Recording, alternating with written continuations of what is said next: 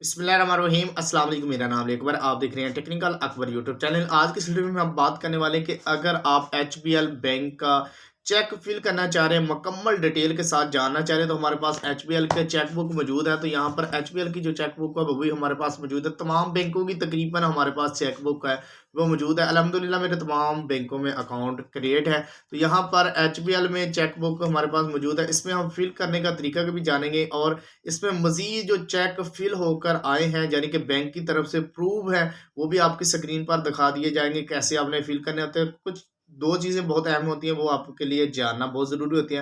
बहुत सारे दोस्त वो चीज़ें गलत लिखते हैं जिसकी वजह से आपका जो चेक है वो यानी कि उस कंप्लीट नहीं होता, तो बैंक आपके चेक को रिजेक्ट कर देता है। तो ये दो चीज़ें आपने लाजमी तौर पर नोट करनी है। हम अपने मोबाइल फ़ोन की स्क्रीन पर आके सीख लेते हैं। तो सबसे पहले तो अगर आपने अभी तक हमारे चैनल को सब्सक्राइब नहीं किया हुआ तो हमारे चैनल को सब्सक्राइब करके साथ ही के बेल आइकन को लाजमी प्रेस कर लें ताकि मजीद अच्छी वीडियोस का नोटिफिकेशन भी मिले। तो आते हैं हम अपने मोबाइल फ़ोन की स्क्रीन पर।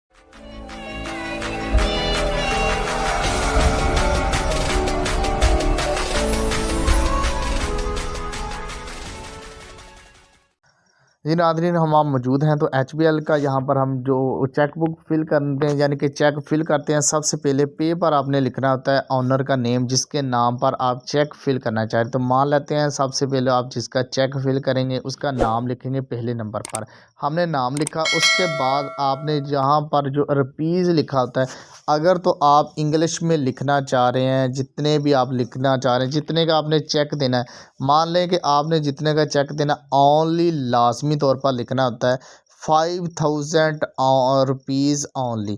यहाँ पर 5000 रुपीज़ ओनली, कुछ भी जितने भी आपने पैसे लिखने उसके साथ ओनली का लफ्ज़ लाजमी तौर पर मेंशन किया करें। ओनली अगर आप नहीं लिखेंगे आपका जो चेक है वो मुकम्मल तौर पर फिलअप नहीं होता। यहाँ पर आप 5000 रुपीज़ ओनली लिखें या 33 मिलियन यानी कि आप लिख लें, यानी जितना भी आप फिलअप करेंगे तो यहाँ पर ओनली लाजमी तौर पर लिखना होता है। ओनली लिखने से ये होता है कि आपकी जो मिस्टेक होती है वो नहीं होती है। दूसरे नंबर पर ये दो चीज़ें होती हैं, वो दोनों चीज़ें आपको समझा दी।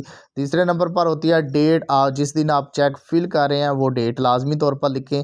सबसे पहले ऊपर डेट होती है, ज़ीरो पहले आपने देना होता है, मंथ। उसके बाद यहाँ पर भी लिखा भी होगा आपके चेक पे पहले डी पाया होगा, और उसके बाद आपने पहले मंथ देना है या उसके बाद आपने देना है होता है डेट, और एंड पर आपने सन। तो यहाँ पर जो आपने यहाँ पर अमाउंट लिखी है वो आपने यहाँ पर अमाउंट लिख कर स्लैश लाजमी से लगानी है, इस तरह की स्लैश यानी कि आपने लाजमी तौर पर लगानी है ताकि इसके बाद कोई ज़ीरो डालने की गुंजाइश ना हो। तो ये दो काम आपने लाजमी तौर पर करने हैं। अगर आप 5000 या 33 करोड़ मिलियन लिखना चाहें तो यहाँ पर लिख कर यहाँ पर स्लैश लगा कर डैश लगाते यहाँ पर आप सिग्नेचर कर सकते हैं। तो यहाँ पर भी एक मैं आपको चेक का फिल अप करके किया हुआ दिखा देता हूँ। यहाँ पर मैंने जिसको चेक फिल किया तो उसका नाम लिखा ओनली, ओनली देख सकते हैं ओनली लिखा।